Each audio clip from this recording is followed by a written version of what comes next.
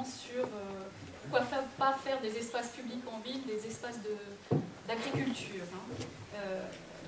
D'ailleurs, il y a Nelly Niwa, qui est doctorante qui a écrit un très bel article dans Urbia sur cette question. Après tout, pourquoi pas faire des espaces publics urbains, des espaces agricoles? Et il y a en effet cette question de l'accès, en fait. Un champ cultivé, on ne marche pas dedans.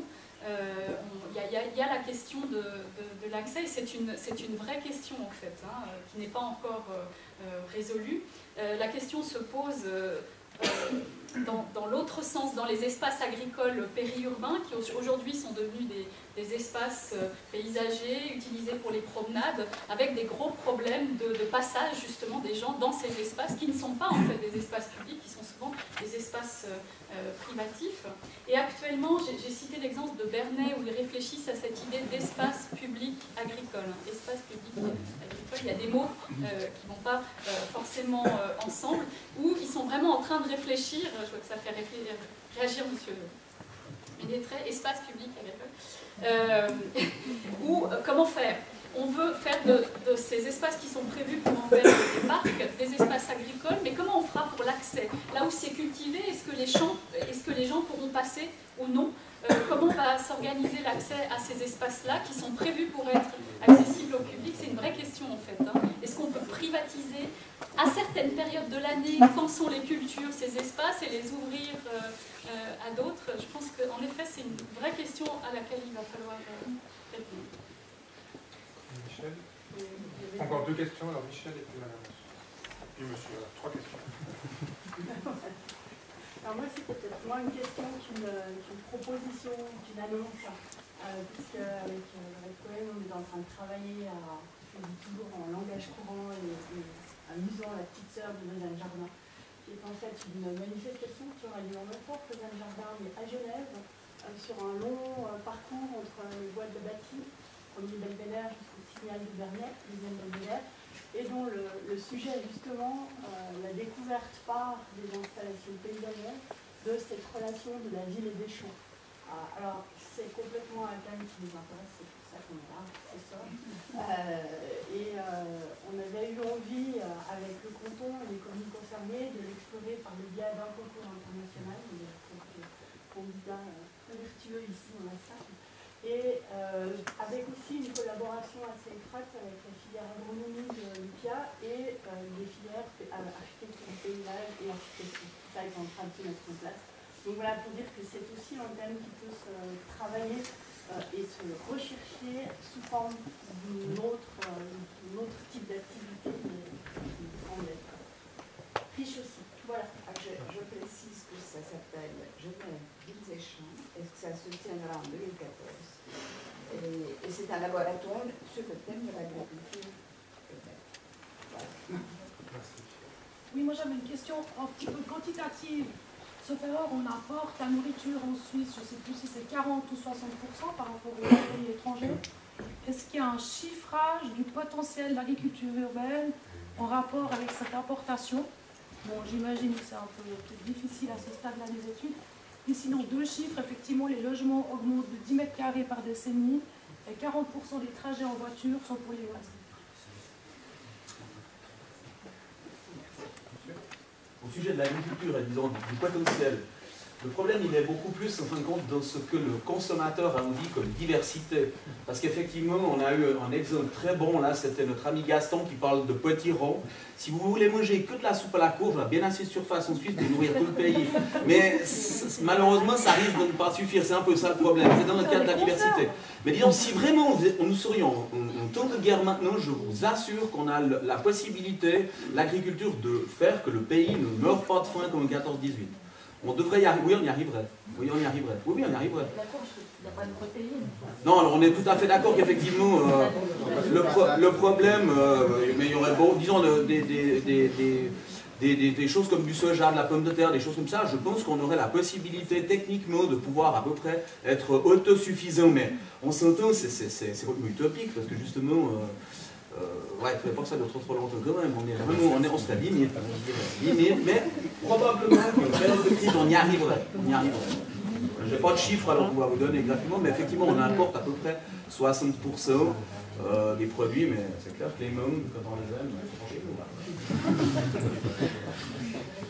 J'aimerais rebondir concernant quelques statistiques. M. Lemaitre a parlé tout à l'heure de nombre d'exploitations et de surface. Il y a un chiffre qui me semble, moi, très parlant, c'est que seulement 1% des surfaces agricoles suisses sont consacrées au maraîchage. Et le maraîchage, après tout, est vraiment la forme de culture la plus vivrière, la plus nourricière.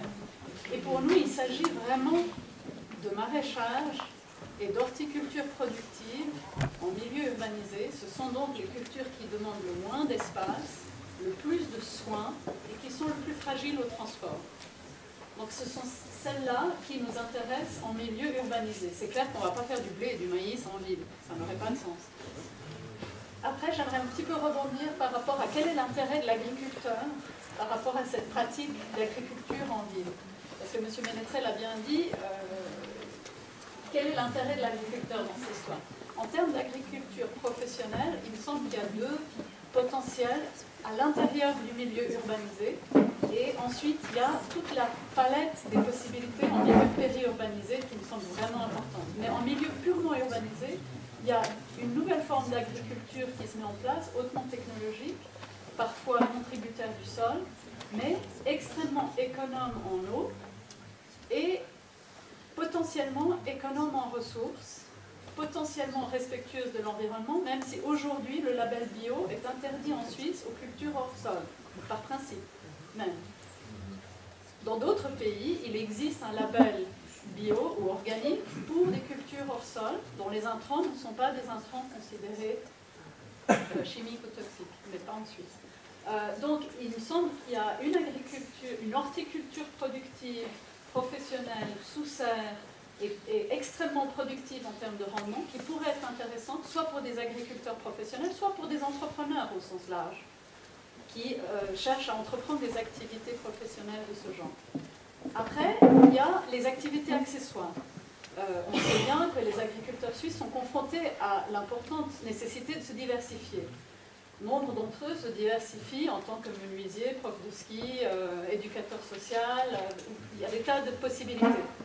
Il y a aussi des gens qui se diversifient tout en restant dans leur métier. J'en connais à 1000 mètres d'altitude qui sont agriculteurs traditionnels avec un élevage bovin et qui se sont diversifiés en faisant une horticulture productive de plantes aromatiques et de petits légumes voués à des restaurants de luxe. Donc, il existe des potentiels de diversification en étendant les pratiques de l'agriculteur, et c'est là que je parle d'accompagnement du travail que pourraient faire les citadins, qui ne sont pas nécessairement dans l'intérêt de l'agriculteur professionnel, mais où l'agriculteur professionnel pourrait trouver une alliance avec le citadin dans la diversification de ses activités et dans la valorisation de ses compétences propres. Une dernière question. Oui, merci. En prolongation des propos de Mme Moult, on voit qu'il y a certainement la législation agricole suisse qui doit évoluer, puisque si on veut arriver à produire de manière professionnelle sur des toits dans des conditions particulières, je ne suis pas tout à fait sûr que l'Office fédéral d'agriculture accorde des paiements directs à ce genre d'institution. Et quand je tombe sur mes lettres, je ne suis pas non plus tout à fait sûr qu'il y ait beaucoup d'agriculteurs professionnels traditionnels qui veulent venir en ville. Par contre, on sait qu'on a une grande demande pour des jeunes agriculteurs paysans sans terre. Ça existe aussi en Suisse qui ne peuvent pas obtenir un domaine agricole et puis qui cherchent à travailler leur métier. Donc là, il faut que la législation évolue aussi. Il faut qu'on arrive peut-être aussi à avoir des paiements directs pour l'agriculture urbaine. Alors, je sais que c'est un peu particulier, mais... J'aimerais juste faire un commentaire parce qu'il y a un autre point, je crois, qui est important, qui nous permet de revenir sur la définition initiale que vous utilisez, c'est une autre fonction, un autre objectif.